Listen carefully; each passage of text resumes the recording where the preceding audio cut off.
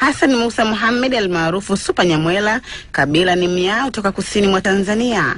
Anauteka muziki wa Kiafrika kwa namna ya kipekee, lakini katika kulifanikisha hilo ana historia yake ndefu yenye vikwazo kibao.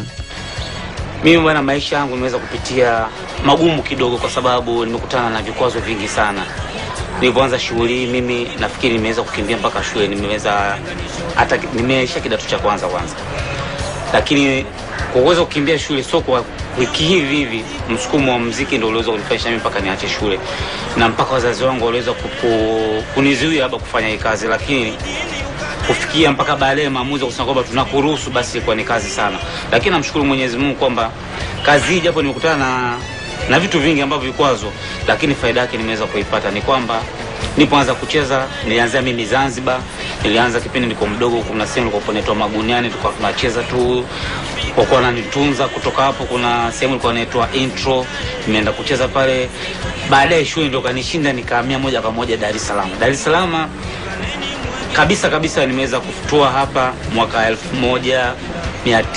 1992. Nikiwa kama vile mgeni tu hapa Dar es Salaam na mimi kiukweli, kwa sababu nilikuwa na ndugu lakini siweza kufikia kwa ndugu, kwa sababu ndugu walikuwa wamenitenga mimi kwa ajili ya kazi yangu hii ya show.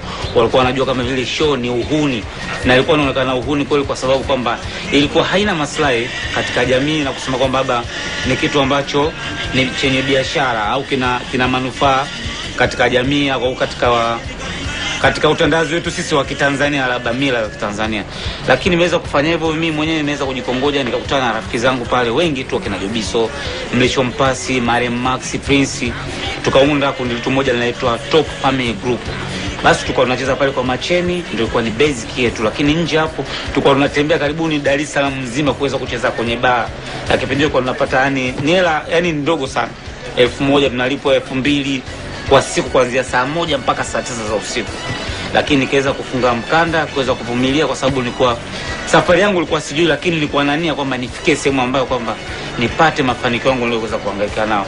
Kwa hiyo nilianza kucheza hapo. Baadaye ikifika mwaka 95 nikakutana na mwanamuziki mmoja ambaye anaitwa Madilu System, kutoka DRC Congo. Akaja hapa nchini Tanzania, akaja kutuona pale tunacheza kwa Macheni, akataka tuchukue sisi wote, lakini bahati mbaya Zali ikadondokea mimi. Nikasema kwa sababu mimi nilikuwa ni mdogo kuliko ni wote, basi akaniomba nitokene hapa nifanye maonyesho Tanzania nzima. Basi lakini kwa kipindi hicho naweza nikasema namshukuru sana Hussein Macheni, kwa sababu yeye ndio kama mimi ni mlezi wangu kwenye hii sanaa. Nitokana hapo tukazunguka Mwanza, tukaenda Arusha na mikoa mingine. Tukotoka hapa nje ya Tanzania tukaenda Nairobi, Uganda. Akawa nazunguna kuweza kunitoa hapa moja kuweza kunipeleka Kongo na nikasome na nipeleke